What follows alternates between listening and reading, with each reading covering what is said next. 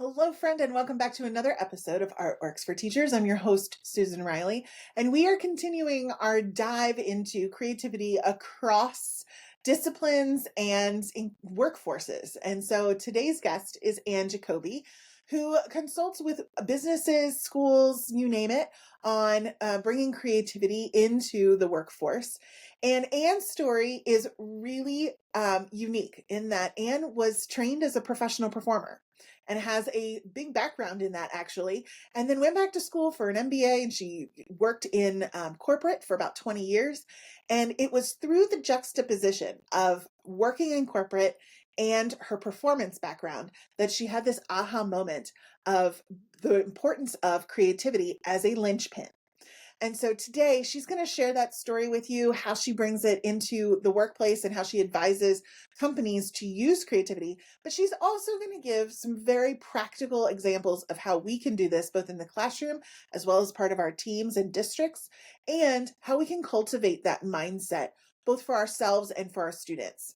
Anne also has a great book out called Born to Create, where she splits it into three parts of looking at creativity through the independent personal mindset, as well as from a leadership perspective and from a team's point of view.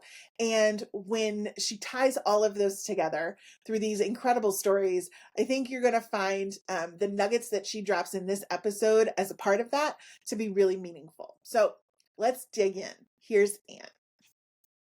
Hi, Anne. Welcome to the show. I'm so excited you're here. It's great to be here, Susan. Wonderful. So we always like to start by getting to know our guests a little bit more. So can you share a little bit about your journey and what's brought you to the work you do around creativity? Absolutely. So I have an unconventional background into business. I was a professional singer, actor, dancer, so was in that creative world and then made a big pivot to corporate life. I joined a startup thinking that that would be more stable than performing. And I ended up staying there for about 12 and a half years. It actually was very stable and grew that company from 7 people to thousands around the world. It was really an exciting experience. And that's really where I got this aha that creativity is essential in business building. So all of the stuff that I had learned in the arts field actually did translate and apply to the business world. Mm. So talk to a little bit more about that, because I think our audience would really love to know, especially because they're educators. Oftentimes we get so into the world of education, but we know that we're preparing our students for careers. And we want to know, like, what's happening. Why is creativity such a big deal in the workplace right now? Yeah. I mean, I like to boil down creativity to the essential skill of problem solving Mm, because when we are faced with problems, and there are lots of them in the world and in business and in really any field, right? The medical yes. field, there are lots of problems to solve. And when we apply creative thinking and we allow ourselves to believe that there's a better way, believe that we can improve, then all of a sudden, all these opportunities open up and we start to see things differently and we start to collaborate better and have more fun doing it. So I think that creativity and that creative mindset really does start young. I have 2 kids in school, elementary school, fifth and second grade. So I see it day to day and I know how important that creative mindset can be. So let's talk a little bit about more about that creative mindset, because sometimes I think people get creativity and the arts as in terms of an art form, art skills, art applications, kind of intertwined. Yeah. And I think that having a mindset around creativity helps us to distinguish maybe between them or put them together. So talk to me a little bit more about that. Yeah, I face this a lot with my clients too. They say, "I cannot draw, I am not creative." But you're right. They're very different. And the application of creativity in the arts is great, but this is a skill that anyone can develop and everyone has the capacity to be creative. I really believe that. It has to do with seeing things in a new light or seeking out perspectives, really practicing, okay, I'm going to think differently about this. That's applied creativity. And so I think regardless of whether you have the skill and the talent of an artistic realm, it really doesn't matter. You can still exercise and develop your creativity in any form. I love that, because I see that all the time, especially when we're working with classroom teachers who are like so scared to use any kind of arts medium. And I'm like, it's not about the medium, it's about the Yeah. creative act, right? So how did your artistic background though influence perhaps, or maybe not influence directly, but kind of give you perspective on the creative work that you do with others who maybe are not as artistic? Yeah. Yeah, I love this Dorothy Parker quote, and I put it in my book that creativity is a wild mind and a disciplined eye.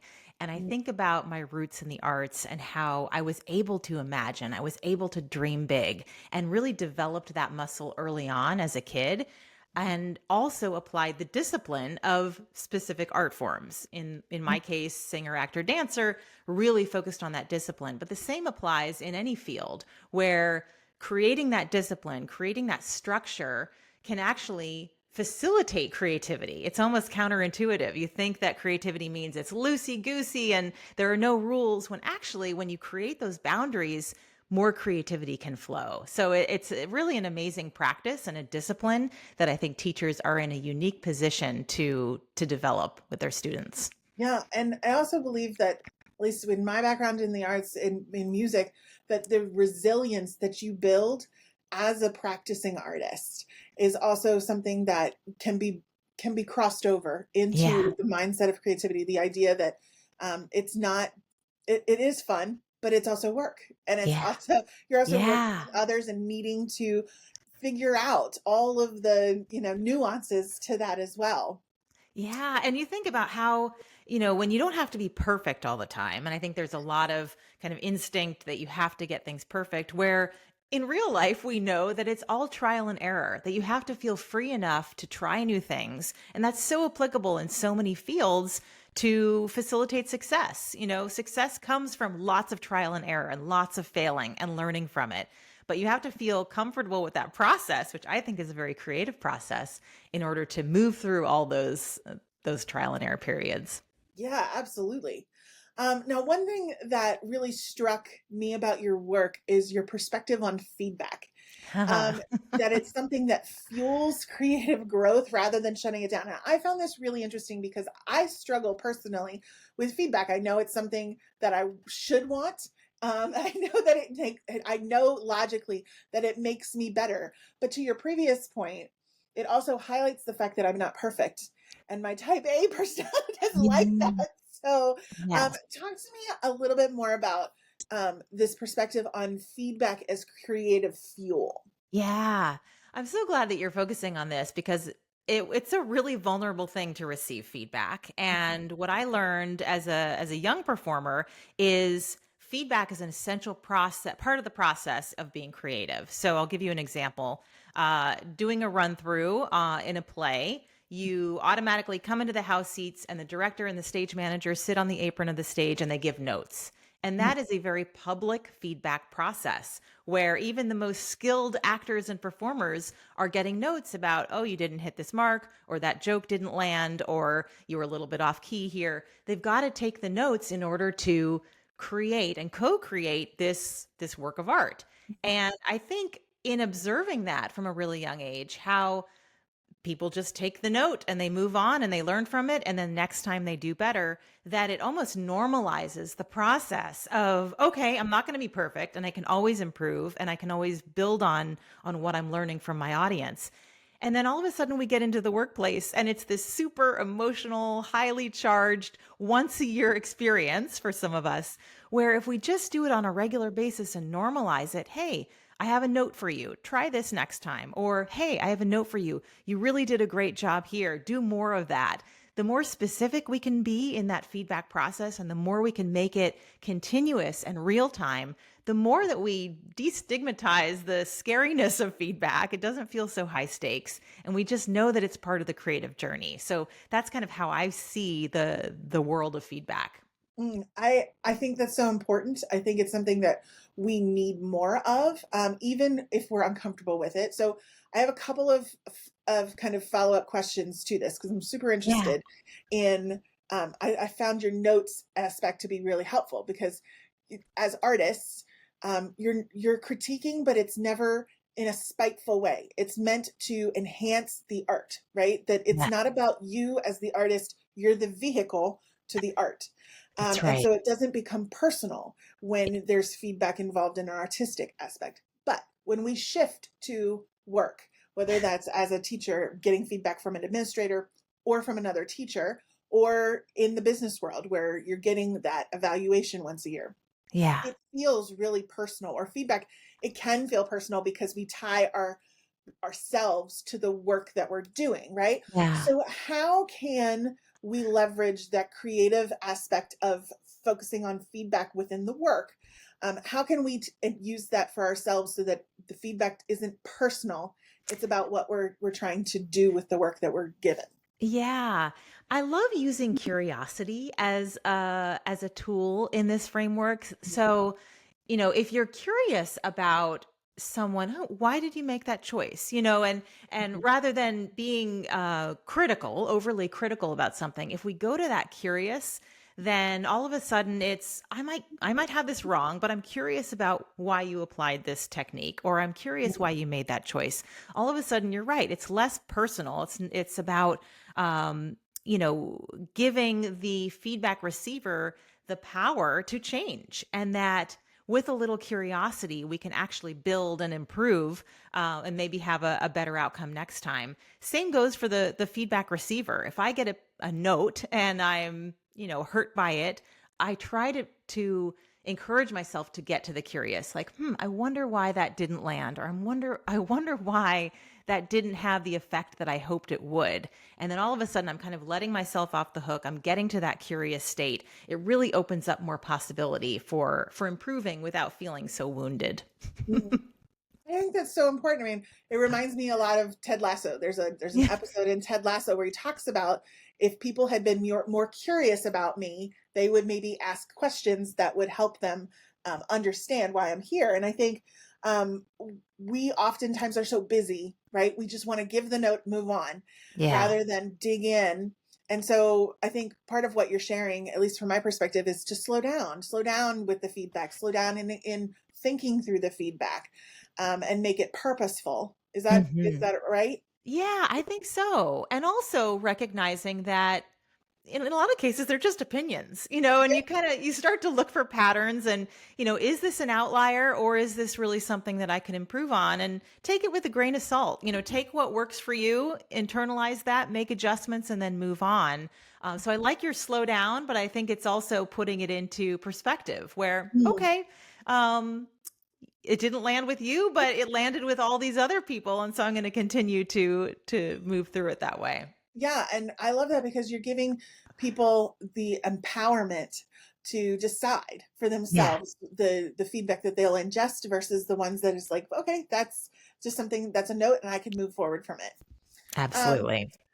so you've described creativity as something that can be built over time, right? Not something that people are born with. So for educators that are trying to cultivate that mindset with students, or maybe even themselves, what are some ways that they can move the needle in that direction?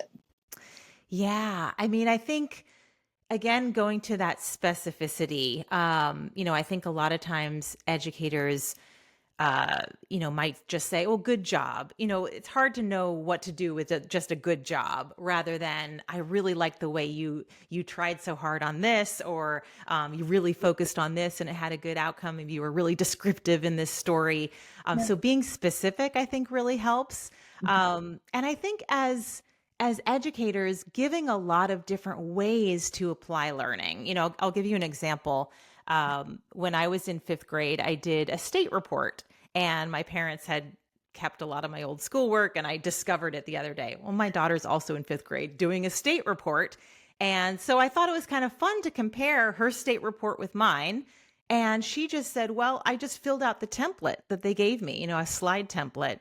And it just felt so limited in a way, rather than, "Well, have you thought about this? Have you thought about exploring, a colorful map, or, other ways to express learning?" And I think a lot of times we're so focused on kind of being at this page at this time of the year, and you have kind of a playbook to follow, rather than thinking, well, how else could this student apply the learning in a different way? Is it, diary notes, and acting out a scene, an experience, just really getting a lot of different ways to bring to life the learning is a great way to apply creativity. Yeah, and giving multiple avenues for different creative aspects. So theater or art or music, or offering the opportunity to explore all of them, right? Absolutely. Yeah. Absolutely. So I know that in your work, you work with a lot of companies and leaders who are looking at creativity and connection for their teams. And we've talked on this show quite a bit about culture and the importance of developing a positive school culture through relationship building and respect. I'm curious, from your perspective on building a creative culture, what does that entail? So, because that sounds very ethereal. So, can you It give us some does. specifics on what would that entail and how would leaders best implement that in their buildings? Yeah. Gosh, we could spend many, many hours talking about this, Susan. But Yes. I think, the first element that I would focus on is creating a sense of safety. And that goes for peers, it goes for, teachers working with administrators, feeling safe to be vulnerable, feeling safe to ask questions, feeling safe to say, I'm wrestling with this challenge and I'd love your perspective on it.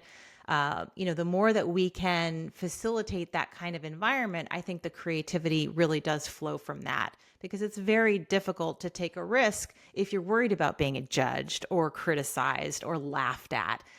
So that safety is really the foundation for any kind of creative culture.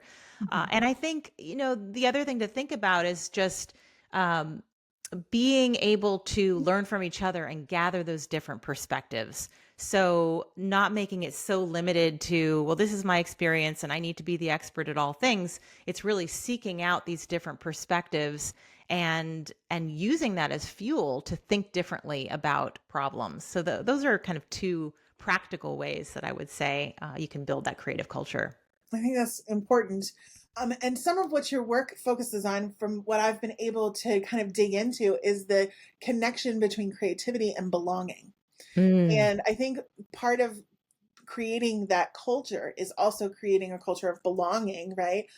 Where you feel seen and valued. And so, does creativity directly support that? Yeah. I mean, belonging's huge. There's so much research around the importance of belonging, how it leads to better outcomes and just better work satisfaction. So, we're social animals. We want to feel like we're part of something bigger than ourselves. And I'd say for either school communities or workplace communities, really focusing on what are our shared values. What do we find alignment around? How do we live those values? What does it look like in action? And then finding ways to reinforce that so that they're not just words on a page or, written on the wall at school, but that we're actually living the values through stories and sharing examples so that it comes to life. So I do a lot of that kind of work with my clients in corporate settings, but the same apply to schools as well and educational environments.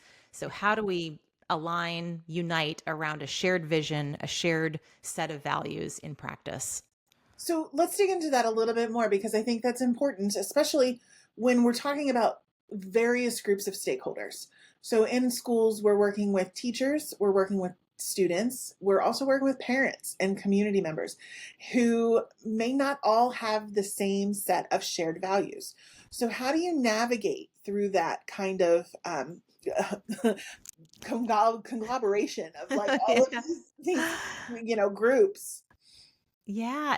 Yeah. I mean, I think it's through conversation. It's through one conversation at a time. And these are relationships at all levels, like you pointed out. All these different stakeholders in the same ecosystem ideally want the same outcome, but finding different forums to talk about it, whether it's coffee with the principal or, let's have a night when we can all get together and talk about these shared values. I think finding those different forums to celebrate who we are, what we bring. We're not always going to have the same set of principles, but at least we can create these forums to talk about it freely and safely. I think that's the first step. I think that's wonderful. And sometimes so often overlooked, right? It's an easy way to get started, but something that we often overlook because who has time? But I think you got to make the time. But speaking of time, when let's say a teacher's listening to this or an administrator and they're like, okay, I buy into the creativity is important. It's obviously going to be applied once students leave us from a school building. But I have the time constraints of my curriculum. I have structures that are in place that um, nobody else is going to buy into this with me. How do I embed some of this in a practical way? What do you Y- think? Yeah. I mean, I think starting with the mindset as the educator can be little bursts of creativity. I call them creativity boosters. The New York Times happens to be running a really great creativity challenge where I think it's 5 days of little creative exercises where you can think about creating a poem or doodling or daydreaming, something that doesn't take a lot of time, but really shifts the mindset to get into that creative mode and space. And that can be applied in the classroom as well. It doesn't have to take a lot of time.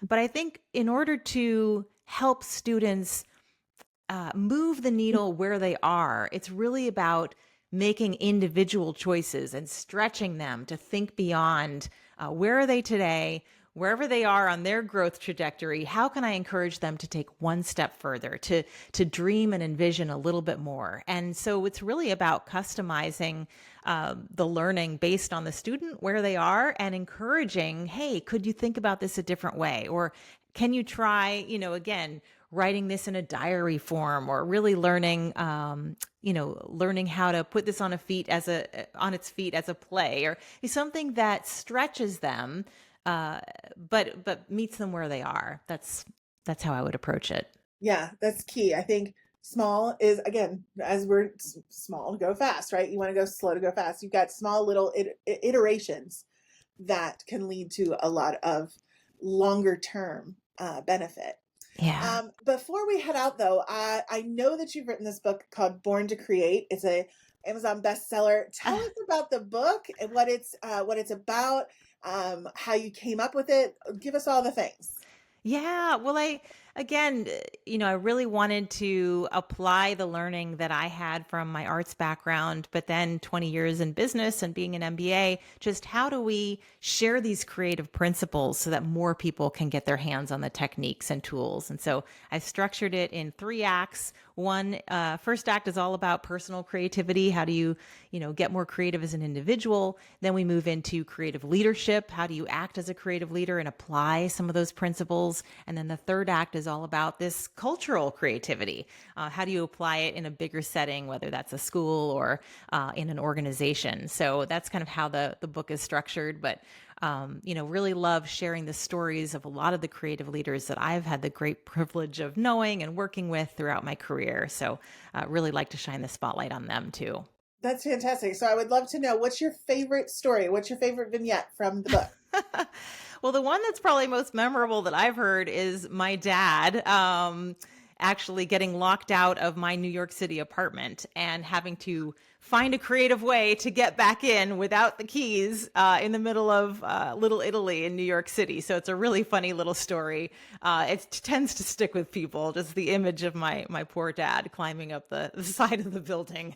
It's quite a visual. I can only imagine. I'm thinking of my own dad trying to do that, and I just, yeah, I would not even imagine. But So, hey, you gotta find a window in if the door is locked. So I think that applies to our lives as well. yeah, absolutely. So, before we go, can you let us know where listeners can find you, follow your work, and get in touch? Yeah, yeah. Feel free to link in with me. Just linkedin.com/in/Ann Jacoby. You could subscribe to my Substack, which is annjacoby.substack, or go to my website, which is springstreetco.com. Fantastic. And we will put all those links in today's show notes. Thank you, Anne, for joining us today and for bringing your creative light and inspiration to us so that we can learn how to bring that to our students. I really appreciate it. Thank you, Susan. Thanks for having me.